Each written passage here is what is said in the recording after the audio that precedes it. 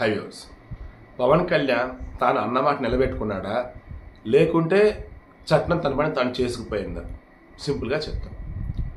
ద్వారంపూడి చంద్రశేఖర్ రెడ్డి నీ అవినీతి భాగవతం అంతా బయట పెడతా, నీ అవినీతి సామ్రాజ్యాన్ని పేక మెడల్లా కూల్చేస్తా. నువ్వు నీతో పాటు ఉన్న బ్యాచ్ ఎవరైతే ఉన్నారో అవినీతి అక్రమాలు తెగబడతా అందరినీ లోపలేస్తా. అలా చేయలేనప్పుడు నా పేరు పవన్ కళ్యాణ్ కాదు, నా పార్టీ జనసేన కాదని అన్నాడు. దెన్ ఈయన ద్వారంపూడి ఛాలెంజ్ స్వీకరించి అన్నాడు, వచ్చిన మీద పోటీ చేయ అన్నాడు. కాకినాడకి పవన్ కళ్యాణ్ పోటీ చేస్తాడని కూడా అనుకున్నారు. కానీ కాకినాడ లోక్సభ సెగ్మెంట్లో వచ్చే పిఠాపురం అసెంబ్లీ నుంచి పోటీ చేశాడు, బ్రహ్మాండం గెలిచాడు. ఇప్పుడు ఆయన ఉప ముఖ్యమంత్రి. వాళ్ళ జనసేన నుంచి పౌర సరఫరాల శాఖ మంత్రిగా నాదెండ్ల మనోహర్ ఉన్నారు. ఇంకేముంది, ద్వారంపూడి చంద్రశేఖర్ రెడ్డి అన్నప్పుడు వినిపించింది ఏంటండి, అరే అక్రమంగా బియ్యాన్ని సేకరించి దానిని భారీ లాభాలకి విదేశాలకు పంపిస్తాడు అని. మొన్న కాకినాడ పోర్టు దగ్గర మొత్తం గూడెస్ మొత్తం వెరిఫై చేస్తే కొన్ని వేల టన్నుల బియ్యం దొరికినాయి. వాటి వాల్యూ ఏమో కోట్లలో ఉంది, లెక్కపత్రం లేదు. ఎవరు ఏంద్ర అంటే వెనకాలం ద్వారంపూడి చంద్రశేఖర్ రెడ్డి. దెన్ ఇవన్నీ కూడా చంద్రబాబు గారి దగ్గరికి వెళ్ళిపోయింది. ఎందుకంటే వేరే దేశాలతో చేసే వ్యాపారం కాబట్టి సో కొంచెం జాగ్రత్తగా చూసుకొని ఇది చేయాలి.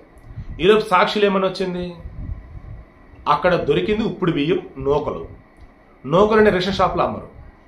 తర్వాత బాయిల్డ్ రైస్ని రేషన్ షాప్లో అమ్మరు. మరి అలాంటప్పుడు రేషన్ బియ్యం ఏంటి అసలు? కావాలని కుట్ర ఇదంతా ద్వారంపూడిని ఇబ్బంది పెట్టిందని చెప్పేసి వాళ్ళ వార్త. ఈలోపు ద్వారంపూడి మీద కేసు ఫైల్ అయిందని ఒకటి వచ్చింది. ఏంది అంటే మొన్న 2వ తారీఖున ఈ ద్వారంపూడి అనుచరులు సూర్యబాబు అని అతను ఉన్నాడు. ఇతను వైసీపీ అధికారులు ఉన్నప్పుడు అడ్డదిడ్డంగా ఆక్యుపై చేసి అవి చేసి ఇవి చేసి ల్యాండ్లు ఇంకా ఏదో కడుతున్నారు నిర్మాణాలు. అవి అక్రమం అని చెప్పేసి అధికారులు తెలిసింది. దెన్ కూర్చడం మొదలెట్టారు. ఇక వీళ్ళు గొడవలకు వెళ్ళారు. ద్వారంపూడి అధికారంలో లేను అన్న విషయం మర్చిపోయాడు, అధికారంలో తన పార్టీ ఓడేదన్న విషయం మర్చిపోయాడు, తాను ఓడిపోయిన విషయం మర్చిపోయాడు. గతంలో ఎలాగే దుర్భాష ఆడాడో అలాగే దుర్భాష ఆడాడు. దాంతో అధికారులు ఏం చేశారు, మా పనులకు ఆటంకం కలిగిస్తూ ఉన్నాడు అన్న విఘాతం కలిగించాడు అని చెప్పేసి కేసు పెట్టేశారు. దెన్ A1గా ద్వారంపూడి, A2గా సూర్యబాబు, మిగతా వాళ్ళు ఉన్నారు. కేసు ఫైల్ అయింది దాని మీద. బట్ అసలు కేసు ఏంటి, ఈ బియ్యం అక్రమ రవాణా సంబంధించి. దీనికి సంబంధించి చంద్రబాబు దగ్గర నుంచి రావాల్సిన విధంగా పర్మిషన్ అనుమతి రావాలి ఒక రకంగా. ఓకే గో హెడ్ అని అన్నాడు అనుకోండి, ఏ క్షణానికి ద్వారంపూడి ఆయన చుట్టూతున్న బ్యాచ్ మొత్తం లోపలైతే గ్యారంటీ.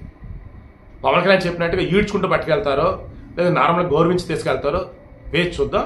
బట్ కాకినాడ పోర్టు నుంచి ఆయన గతంలో అసలు భయంకరంగా బియ్యాన్ని తరలించడాన్ని చుట్టుపక్కల అంతా చెప్తా ఉంటారు. దానికి ప్రూఫ్లు దొరికని నాదెండ్ల మనోహర్ అంటున్నాడు. ఇంకా దొరకాల్సిన కనుక ఉంటే ప్రాపర్ వేళ చట్టపరంగా చర్యలు కనుక తీసుకుంటే ఖచ్చితంగా ద్వారంపూడి చుట్టుపక్కల ఉన్న బ్యాచ్ లోపలికి వెళ్ళడం గ్యారంటీ. అండ్ పవన్ కళ్యాణ్ మాట నిలబడిందిరా అని చెప్పి జనసేన వాళ్ళు కాల్ రాయడం గ్యారంటీ.